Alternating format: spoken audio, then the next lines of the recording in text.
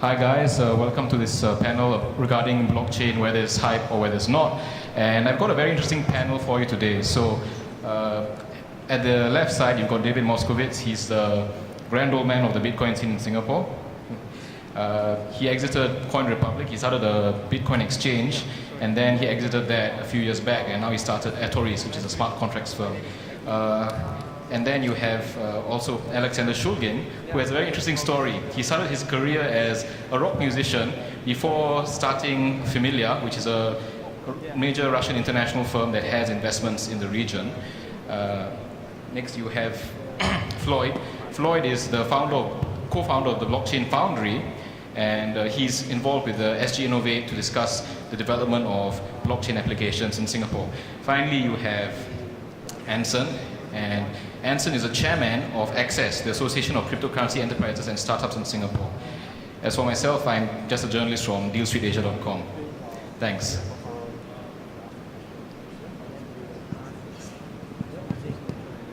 Hello? Can you guys hear me? Can you, and at the back, can you hear me? Can people at the back hear me? All good, great.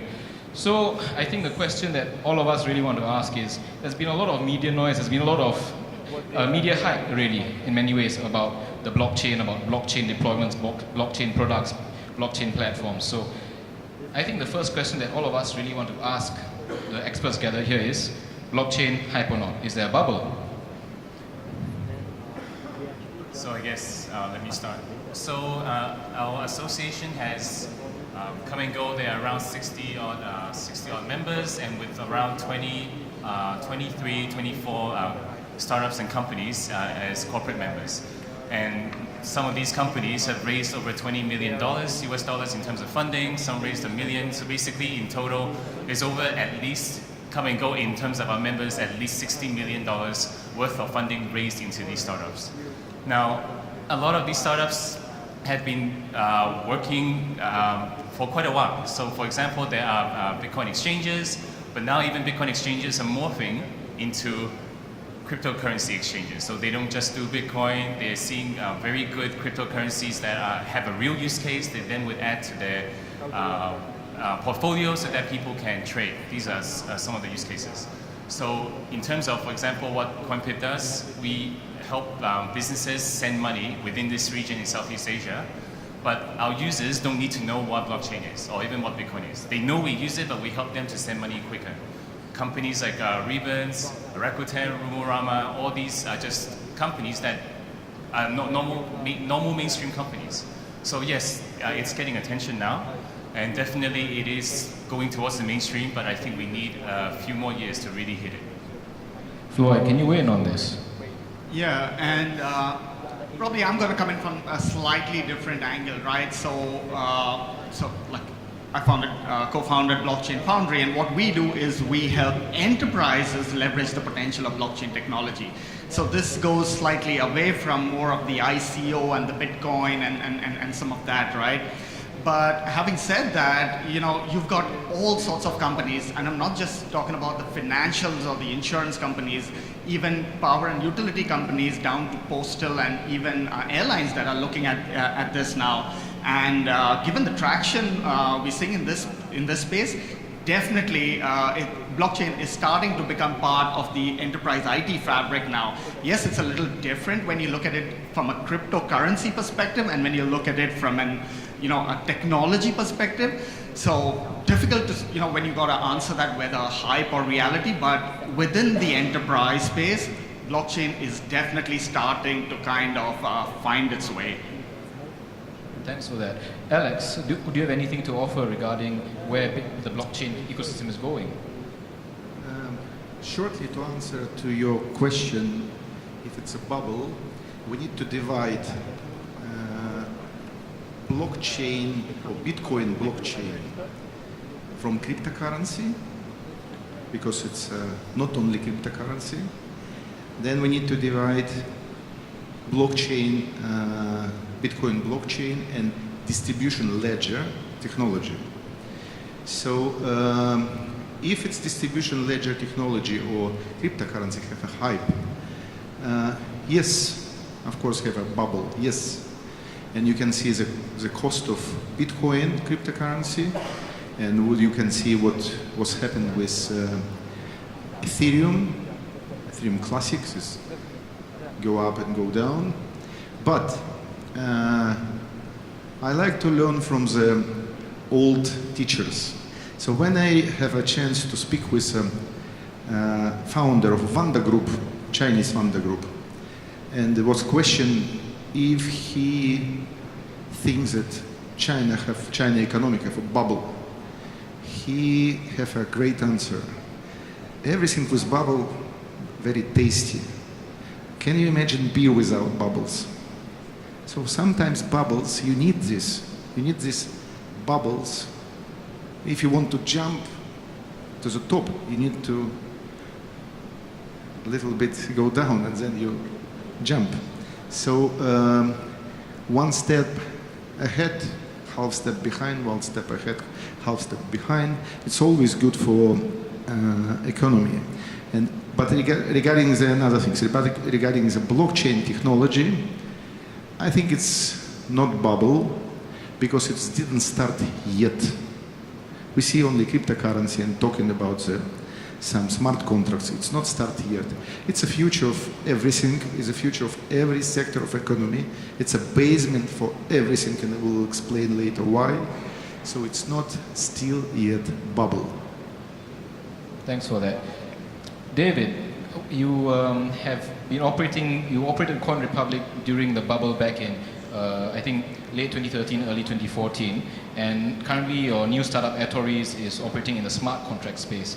Can you weigh in on this, whether that's a bubble or not, given you've been through one? So about every 4 to 6 months, there seems to be another bubble. As Alex said, these bubbles are part of the natural cycle of bringing in new people into the ecosystem. I mean, I became involved with Bitcoin in around March or April of 2013, which was at that time a bubble, where the price went from about $20 to about $80. Just so you know, the price today is $15.65. So we've had several upwards bubbles since then. There are occasionally corrections and drops in price, so I'm not advising you to buy any Bitcoin at this point. That's up to you to decide. But it's one of the few assets that have consistently bubbled upward. And Ethereum seems to be the next one that's taking that lead as well. As far as blockchain hype, all this stuff serves a purpose. I mean, in order to get people interested, there needs to be hype around it. In order to get industry to change, you need to install a bit of fear in them. I think a lot of consultants, a lot of three-letter agencies or three-letter consultancies or four-letter consultancies have done an excellent job at scaring the bejesus out of a lot of these institutions and getting them to take on blockchain projects and POCs. And so that's been good for the ecosystem overall. Thanks for that. Now, moving on to the next question. If you look at blockchain in Asia, per se, the countries that get a lot of the funding are really Japan leads the way, followed by China, and then Singapore. And these are the top 3 destinations for funding. The US is still the global leader for this sort of thing. But if you look at what's happening in Asia, Japan and Singapore, a lot of the blockchain technology is happening in mature markets. Now, if you're looking at Southeast Asia, where the growth potential is, you have a lot of emerging markets. Would any of you like to take this question first and see what practically can the blockchain do in emerging markets? Okay, let me pick that. And let me actually take a step back here. I was down in India, a couple of months ago, and at the end of a demonetization drive they had. And when I landed there, pretty much everybody from a taxi driver to even a dentist was accepting digital currency that was transferred via a simple telephone. Now, that is already a huge leap. And remember, India is a big country. But when you come down and you look at Southeast Asia, you have a lot of little countries here that can very quickly implement something like a digital currency or something of this sort and pretty much leapfrog ahead, right? Now, when you're talking about things like that, then you're looking at, banking the unbanked, providing services that are usually financial services, but even government and general services that might not be available to the, to the general people in these countries. And that's where I believe, blockchain technology per se could play a big role there. Also, if you're looking, and you said ASEAN, so if you're looking at a kind of a group of countries that are looking to collaborate, and you're talking about how can each country manage or maintain a distributed ledger, but everyone be on the same platform, then you could look at a whole lot of things like trade and, and facilitate movement of people and goods and track and manage all of that simply using a distributed technology like blockchain, right? So it gives the smaller countries an edge and allows them to kind of leapfrog from, where people didn't have phones, they simply skipped the phone generation and went straight to mobile. The next generation is simply going to go to smartphones directly. And so you have a technology that's digital first and can actually play a big role when it comes to some of the smaller economies. I know, for example, it's not Southeast Asia, but Dubai, for example, they have stated, for example, by 2020, they want all government documentation on the blockchain. Now that's powerful. And then when you see one of them taking the lead, it's always the first, right? You need one or two early adopters. And once you've seen the proof of what's possible, and there's automatically research and development and adoption follows that, right? So I think Southeast Asia has a very good opportunity, especially because the countries, in terms of population, it's not like 1 billion people or like India and 1.1 billion people. When we say leapfrog, to put new infrastructure onto the country is actually much easier compared to countries like India and China. So for example, recently I read in news, or someone shared that Myanmar, the bus system, now has an electronic system on it. Basically, they literally skipped all the ticketing. They see what's outside of Myanmar, and they basically can use what they learn from outside, implement back into their system. So it's not really catching up in terms of technology. They're seeing what's out there now, and they can just use it. But if you look back now, look in terms of the banking system, going back to the banks, if you send money payments domestically in the US or even in Hong Kong, for example, you have to wait 2 days and pay quite a hefty fee in order to send money. But back then, in 20 years ago, the systems are very advanced. But because it's already become in place and it's very hard to change, developed markets will need some sort of newer innovation to actually replace the legacy systems. But because Southeast Asia is starting off with a very clean slate, lots of new technologies can actually be placed in quite quickly. Thanks for that. David, anything to offer? So I'm by far no expert in emerging markets or financial inclusion or in bringing technology to the developing world. My focus has always been on the market at hand. In the case of Coin Republic, it was Singapore helping people buy and sell Bitcoin here. In the case of ATTORES, helping to develop digital certificates for higher learning, things like degrees, diplomas, and things like that. Will that have an effect on those in the third world? I think it will. I mean, if you can reduce fraud in certificates being issued, it'll help people when they come over to other institutions in the first world, for example, to prove the fact that they were, yes, in fact, graduated from this university in a foreign land, and vice versa, as well as having medical degrees and things like that. So I think ultimately the technology that we're developing here will have an effect in these places. And I think it will also help spread the ability for other people to participate in the economic system that we've developed in these countries. Thanks for that. Alex, can you maybe explain highlight a bit about the blockchain ecosystem in Russia and how that applies to Asia in terms of emerging markets? First of all, we sit in the fintech360, not panel, but in sessions. But I ask you to think about blockchain more wider than only cryptocurrency. Cryptocurrency, it's only small things, which it's like if you think about internet, you think about email. No, it's much more wider. May I ask you if in the audience someone from government technology, GovTech, or from government or from big corporation, There is someone in, okay, fintech. I think in Asia, in Southeast Asia, it's a huge opportunity for distribution ledger technology, for blockchain infrastructure, huge opportunity.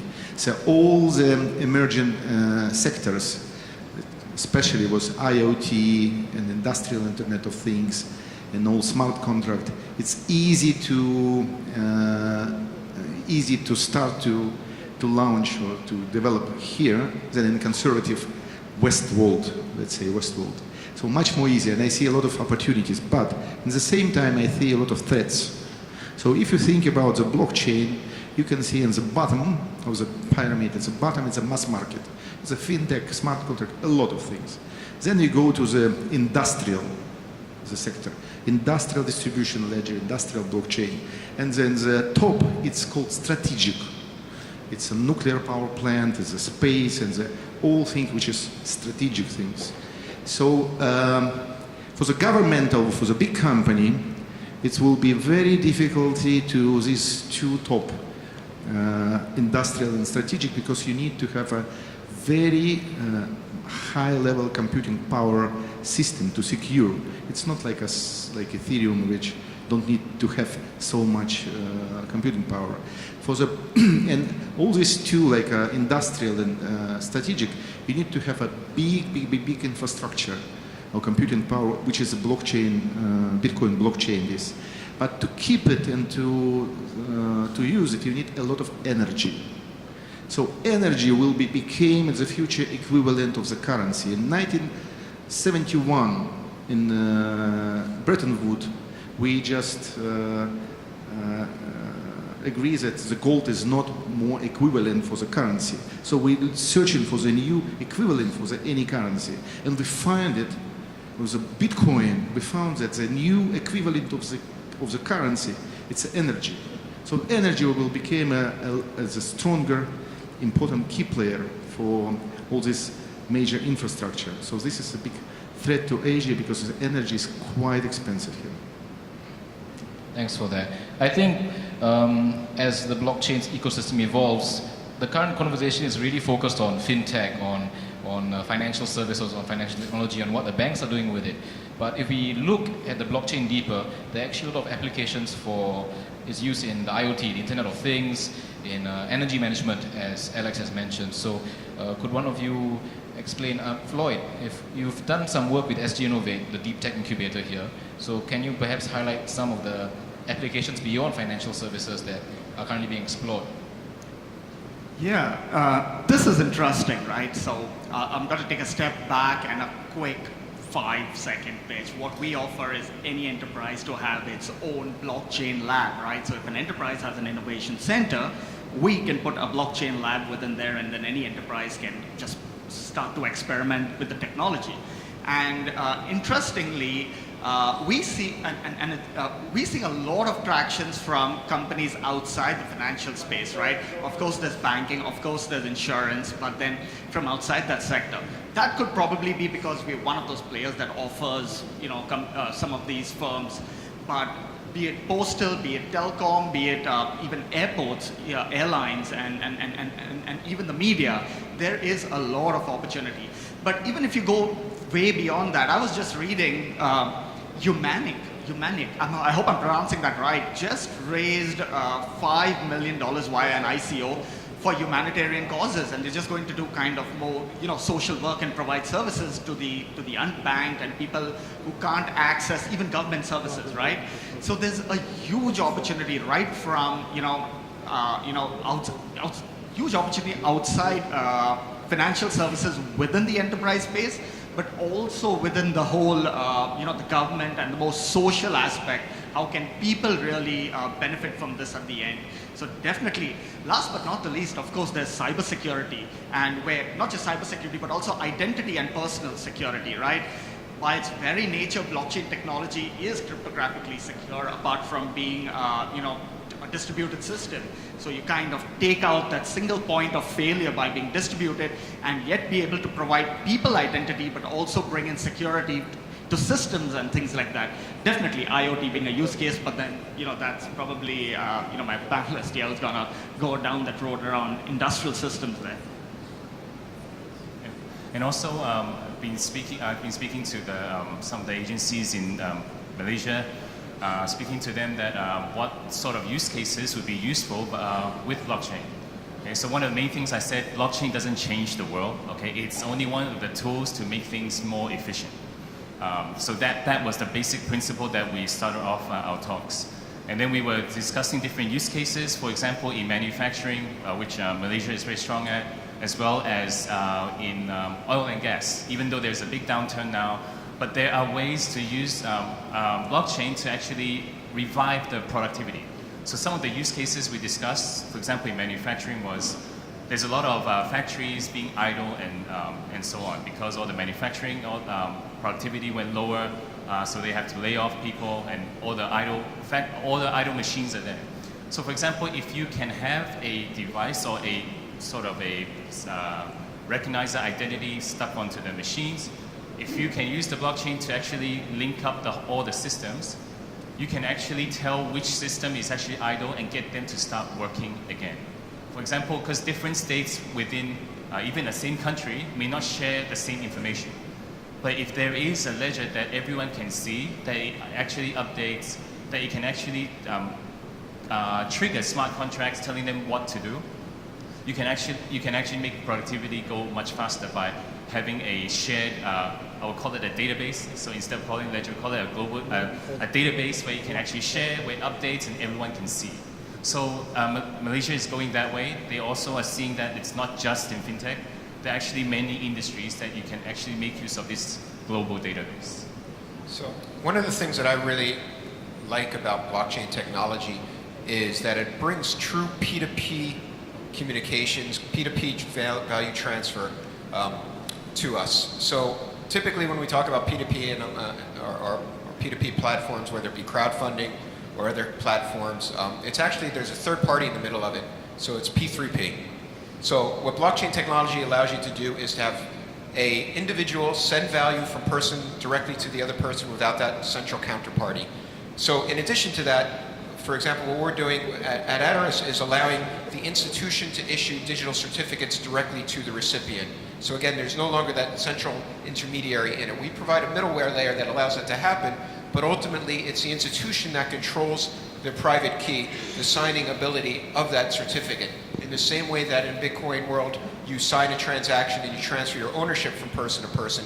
And that's what brings us into this whole economic model, this new economic model, where we as individuals can now own pieces of the underlying infrastructure because we have that own signing key ourselves. So this is a brand new model of P2P infrastructure, and it's allowing you to participate in a crowd economy in a way that hasn't been available before. I just want to add, you mentioned that blockchain will not change the world. I think the blockchain, the technology which will change the world completely. So the whole industrial revolution, if you just think about the industrial revolution 4.0, which is Europe term for Europe industrial revolution. So this previous three industrial revolution for last 350 years was made the world more centralized. Centralized power, centralized government, centralized media, centralized distribution. Everything was centralized before we touch the peak. You know, like a financial market, if you touch the peak, then you go for correction or you just solve it over.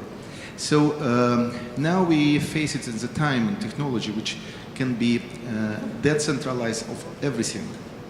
The government, the industrial, the way of production, the way of distribution, and the way of thinking and co-creation, and the way of lifestyle. So this is change, the technology will change completely everything. You can talk about IoT or IoT, or you can talk about any other, the new hypes. It cannot exist without decentralized system, which is decentralized technology, which is this blockchain. Yeah, this is interesting that you mentioned, Alexander. decentralization, right? So blockchain facilitates decentralization, but also the whole disintermediation, right? You take out the middleman, you take out that person in the center who controls or has the power, and then distribute it among everybody. And that is powerful, but then of course that also you look at the other side, anyone getting disrupted is trying to protect his own space, right? And so that is where you see sometimes, you have two sides. One is that I am for blockchain and I'm for things like cryptocurrency, and then you've got the other side which says, hey, no, this is like evil, or hey, this is just corrupt, right? And that's good, because there should be this debate, and that's the only way you're going to see people see either one side of the story and adoption really picking up. Thanks for that. Now, I think let's turn our focus towards a more recent phenomenon that has emerged in the blockchain space, and that is ICOs, initial coin offerings. So perhaps I think this is a topic of interest because there's a regulatory element, as well as I think the potential for financial services. So if which of you would like to start to weigh in, give their take? David? Maybe I'll just start by explaining what an ICO is. So ICO stands for initial coin offering. So when you have a new platform, you need to raise funds. So the way some companies are doing it is they're issuing a token that represents ownership of the asset to the community. In this case, the cryptocurrency community, primarily the niche community. So it's kind of like a security offering in some cases. In other cases, it's the token which you use to operate the product on the network. So for example, in Bitcoin's case, you need a little bit of Bitcoin in order to transfer value itself. In Ethereum, you need Ether to transfer value or to write smart contracts. In other cases, you need this token in order to, let's say, pay for storage. So there's storage networks where you have to have a specific token in order to pay for storage on the network. So these are initial coin offerings, initial token offerings. You can think of them as crowdfunding campaigns, except the main difference is oftentimes these are direct from the operator of the system or the administrator of the system or the protocol creator directly to the community, who then transfers a bit of their value to that network operator, and in exchange you get to own a little bit of the asset, and perhaps you get to vote on the application or the future use of that asset. So in the case of some of these crowdfunding campaigns, you have voting mechanisms built into them. You have asset allocation voting mechanisms built into it. And there's all sorts of different ways you can construct this. Blockchain Capital is one of the recent ones that did it. I wouldn't quite call that an ICO. That's more of a cap table management system on top of the blockchain. They did a traditional fundraise, but then they put the actual the cap table onto the blockchain as a token. So you, as an investor, you can see how much of the total allocation I have, and that can't be corrupted at any point in time because you can see it transparently on the blockchain. So within the last 6 months, I've been also tracking the fundraising activity within ICOs. At least $60–70 million were raised just through ICOs. So for example, but it's not only that. When we startups, we go raise money, usually it would take like, sometimes it would take 3 months, sometimes it would take 12 months. There was a company, blockchain in China, also Singapore-based. They raised over $12 million just within 2 days. Okay, so we have other companies that raised, ThinkTask also raised 5 million and so on. So the space is actually heating up, but there's a lot of elements that it will be quite sensitive if regulation comes in, because sometimes if you look at what actually is happening, some of these tokens that when they issue, when the companies create their own token and give it back to you, it doesn't just have to be a security. So we are, as an association, we're also studying how to actually see or lightly regulate this ICO space, because it's changing very quickly. And not only that, ICOs is also disrupting the VCs. I've heard contacts from Silicon Valley that some of them are finding it very hard to invest money into blockchain startups because they are doing their own ICOs. They actually don't need the VCs to actually come in. So this space is now really not only hitting raising a lot of money, because raising money is some sort of a zero-sum game. If you raise from here, then you actually don't need that, because ICOs is not actually even linked. Sometimes it's not even linked to the shares. So you're actually buying a token, but you actually don't have a portion of the company. So there's a lot of things going on, and if there are regulators here, it's important to actually make sure that you need to really look carefully, because if you push it into towards the security, treating it as securities, you're actually slowing down the innovation of what ICO is doing. Cool. Now I think we're down to the last 10 minutes, so we'll be fielding questions from the audience. Any takers?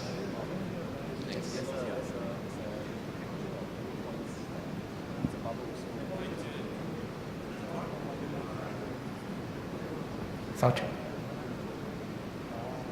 Last part was the most interesting.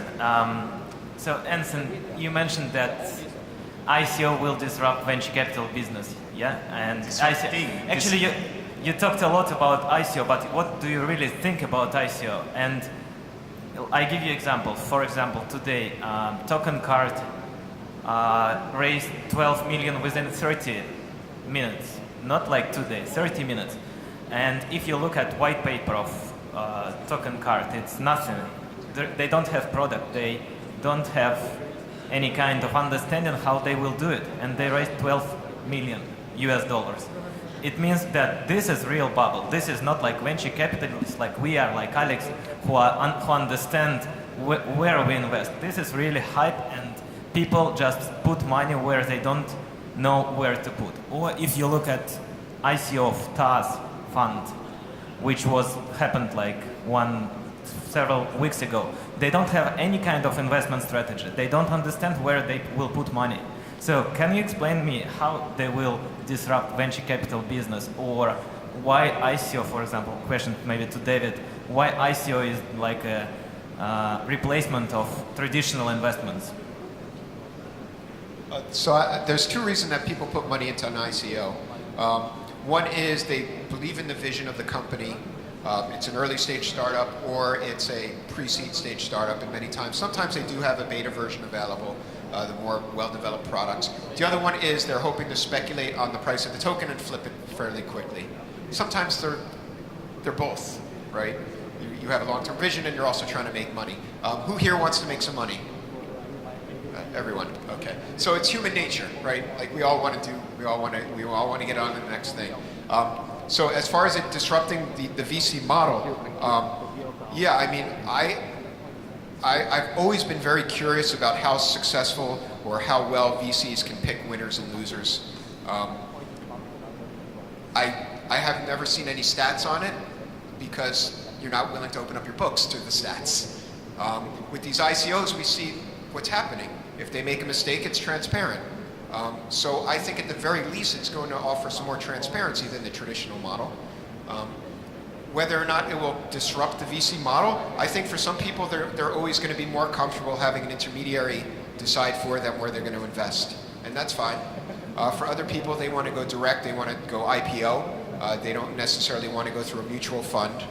It's the same sort of thing.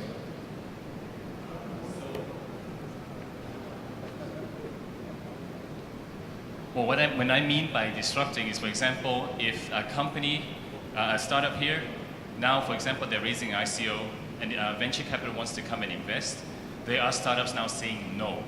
I mean, which startup really in the mainstream world, when they, VC is coming to give you money, you actually say no, right? So that's what I mean by in terms of disrupting. That means the deal flow is starting to have a little bit of interruption than compared to before. However, there's also many concerns that I'm seeing in ICOs is because you're raising tokens, but you don't have a share of the company, but the guys that are buying your tokens are acting as if they are your shareholders. There's a lot of PR management that I'm seeing that needs to be taken care of, because if there's so many people around, if you don't do a good job, you're actually similar to running an IPO company where you have to keep reporting and stuff. So it seems like it's also a PR job right now because there's no link to the actual company earnings. So that part, well, for me, I'm not making any conclusions. I'm just seeing how this whole space is growing right now. Thanks for that. Alex, you have anything to offer?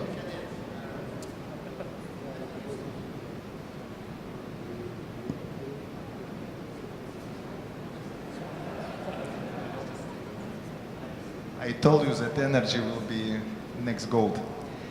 I think it will be disrupt. The VC will be disrupt for many reasons. And in my portfolio is a lending club and it's trading queue. It's a two model for the next concept of the investment.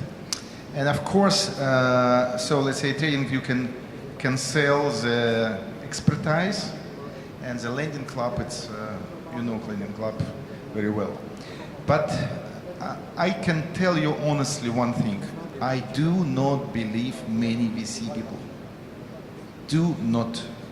Regarding the background, regarding the behavior, regarding the knowledge, regarding the expertise and everything. Of course, there is some brilliant VC, but the brilliant VC will find the place when they can sell. I mean, not really monetize, but can sell maybe in another way, can sell their expertise or talent. And not all VCs are talented. Thanks. Just a quick add there, and you know this space is hotting up when now there are startups that offer other startups to run their ICOs for them. So it's like ICO as a service, and now you know that the space is heating up, right? So I think we have time for one or two more questions. Are there any more? Yeah, sure, just at the back. Thanks.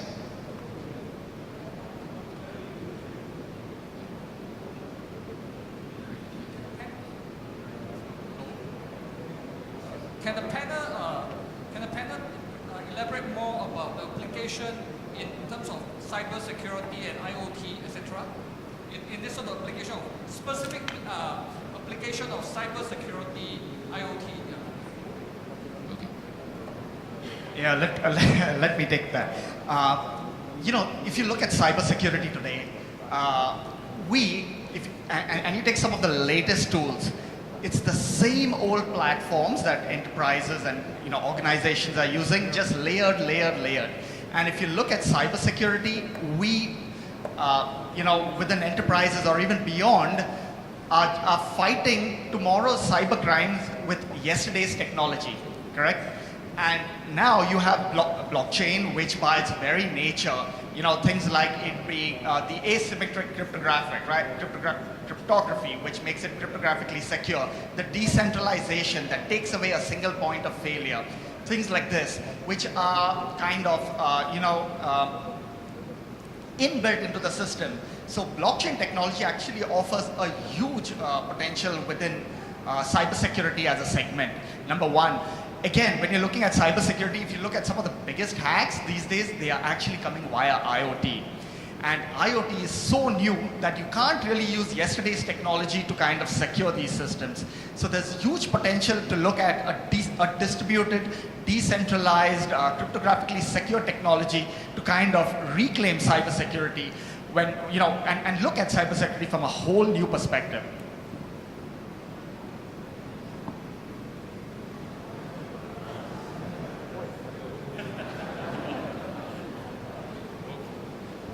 Hello? Sorry, the gentleman in the front. Yes, what's your question? Hi, I have two questions actually. The first one is a bit controversial. The second one is looking for advice. The first one, I compare blockchain to the internet a little bit. So internet had been around for a long time, but it sort of rose to prominence thanks to certain nefarious activities that really propelled it up. To be fair, without Bitcoin, we wouldn't be here talking about blockchain.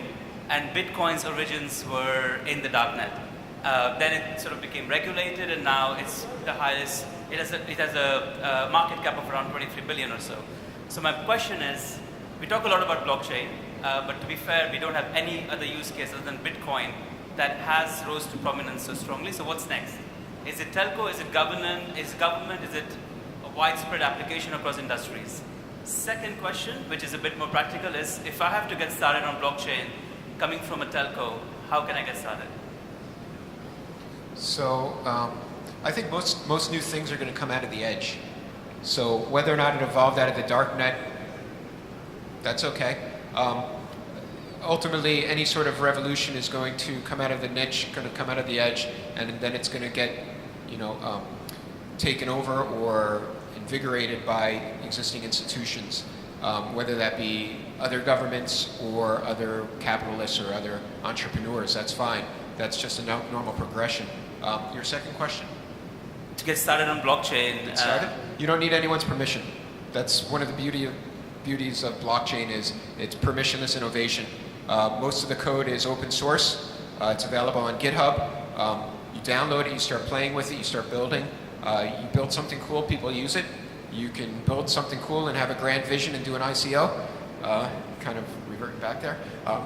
But there's no one to stop you, fortunately.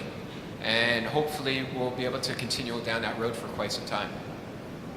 Let me just add to that. Coming to telcos, blockchain, yes, it's distributed, yes, it's decentralized, but it still needs infrastructure. It still needs the communications.